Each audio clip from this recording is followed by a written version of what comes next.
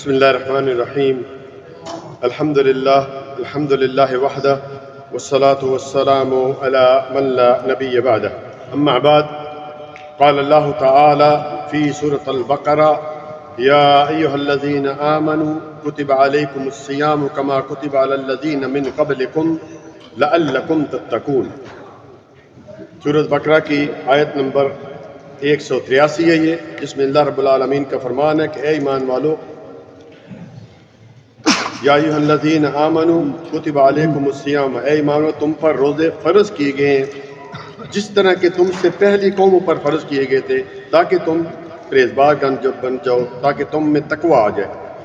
تو اس سے ہمیں یہ بھی پتہ چلتا ہے کہ اللہ رب العالمین کو یہ روزے کتنے پسند تھے کہ جتنی بھی پہلے امتیں گئی ہیں، لوگ گئے ہیں، ان میں بھی یہ روزہ فرض تھا۔ روزے کی حیت کچھ شکل اور تھی، 24 گھنٹے کا بھی روزہ ہوتا تھا، ہاں رات کو افطار کیا روزہ شروع ہو گیا۔ یہ تو الحمدللہ اس امت پر اللہ تعالیٰ کی مہربانی کہ صرف دن کو ہی ہوتا ہے، پہلی امتوں پر اس طرح بھی۔ تو علی کل حال رمضان مبارک کا استقبال کیسے کریں؟ میرے بھائی، ہر سال رمضان مبارک کا مہینہ رحمت و مغفرت کا پیغام لے کر اور نیکیوں کا موسم بہار بن کر جو ہے وہ اہل ایمان پر سایہ فگن ہوتا ہے۔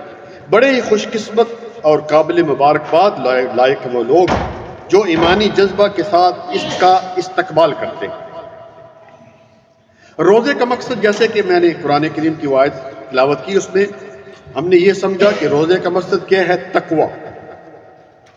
قرآن کہتا ہے لعلکم تتقون۔ تو اللہ تعالیٰ نے اپنے بندوں سے یہ عارضی تقوی نہیں بلکہ مستقل تقوی اختیار کرنے کا جو ہے وہ مطالبہ کیا ہے، جیسے کہ سورۃ ال عمران کی آیت نمبر 102 میں فرمایا کہ یا ایھا الذین آمنوا اتقوا اللہ حق تقاتہ ولا تموتن الا وانتم مسلمون۔ اے ایمان والو، اللہ تعالیٰ سے ڈرو، تقوی اختیار کرو اور تمہیں موت نہ آئے اس حالت میں کہ تم مسلمان، مرنا تو مسلمان ہی مرنا۔ اسی طرح میرے بھائی، اگر روزوں سے اس طرح کا تقوی حاصل نہیں ہوتا، روزہ رکھ رہا ہے کوئی اور تقوی اس میں نہیں آ رہا، تو پیارے بھائی وہ عبادت نہیں۔ جیسے کہ رسول اللہ صلی اللہ علیہ وسلم نے فرمایا کہ کتنے ہی روزہ دار ایسے کہ جن کو اپنے روزے سے سوائے بھوک اور پیاس سے کچھ حاصل نہیں ہوتا، اور کتنے ہی ایسی ہیں جن کو تراویح لوگ پڑھتے ہیں لیکن تھکاوٹ اور جاگنے کے سوا کچھ نہیں ملتا۔ کیوں؟ کہ کوئی نیت نہیں تھی۔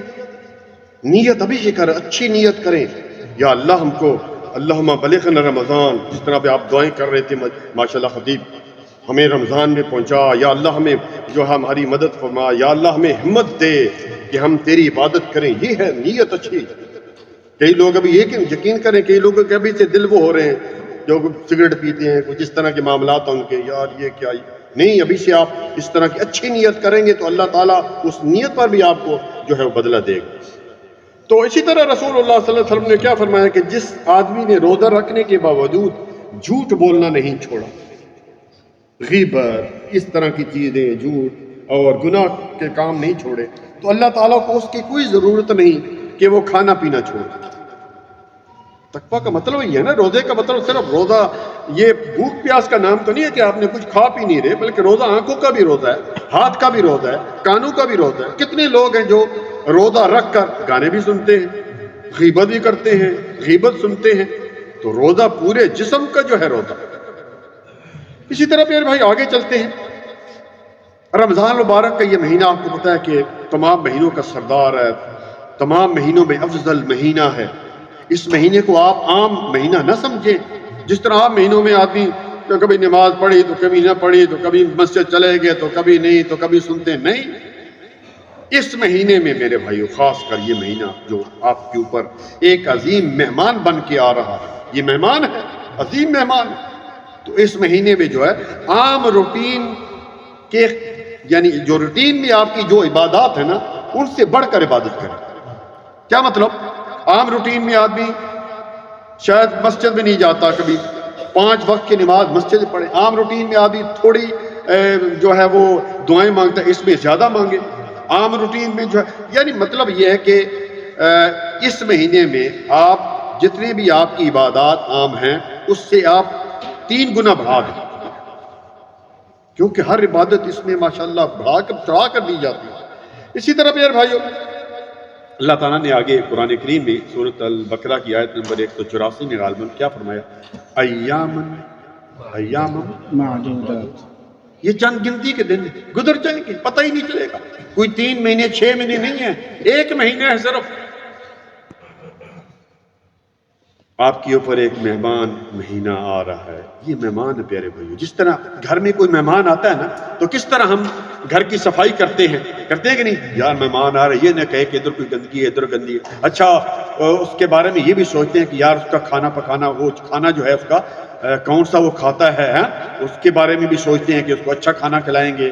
اسی طرح اور بھی کتنا کرتے ہیں۔ یہ مہینہ بھی ایک مہمان ہے بھائیو۔ اپنے دل کو، اس کو جو ہے وہ بغض، کینہ اور جتنی بھی چیزیں ہیں، شرکیات، بدعات، ان سے جو ہے وہ صاف کیجئے۔ ایک مثال دیتا ہوں، یہ کپڑا ہے مثلا، اس کے اوپر اگر میل کچھ ہے لگی ہوئے، تو اس کے اوپر آپ پرفیوم لگاتے رہیں، کیا خیال ہے؟ کچھ فائدہ ہے؟